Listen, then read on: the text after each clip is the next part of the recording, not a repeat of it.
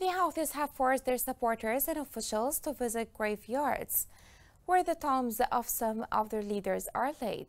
Such visits, according to the militia, aim to instill in the loyalty of people for their group. This report has more details.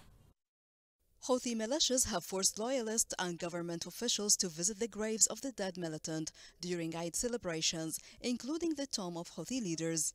Millions of Yemenis in areas under Houthi control continue to suffer from miserable living conditions. The militia continue to pressure officials and residents in Sana'a to organize group visits to the graves. The sources pointed out that the group's pressures resulted in organizing groups visits by officials and residents in Sana'a over the past few days to some of the graves of the dead militants. The militias seek to mislead and deceive the local and international public opinion that their dead are popular in Yemeni society. The group also exploits religious and the other sectarian occasions to attract more young recruits, school students, and relatives of the dead.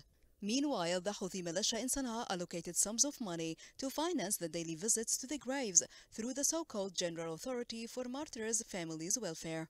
Yemeni politicians in Sana'a said that the Houthi leaders spend lavish money and food aid on their supporters and provide care for the families of their dead through many entities that the group has established. Residents of several neighborhoods in Sana'a were forced by the militia's supervisors recently to leave their homes to visit cemeteries. Some residents said that the co-supervisors threatened absentees with blacklists, saying those who didn't attend the visit will be denied access to some aid and liquefied domestic gas (LNG). The residents pointed out that the group supervisors transported residents of some neighborhoods to different ages in Sana'a to the cemeteries on buses. And the group targets new communities each day, forcing their residents to visit the graves of Samad and other officials across the governorate. They also ordered school principals to organize field trips to visit the cemeteries. Yemeni local sources stated earlier that the coup built over 100 new cemeteries for its dead in 7 governorates under its control: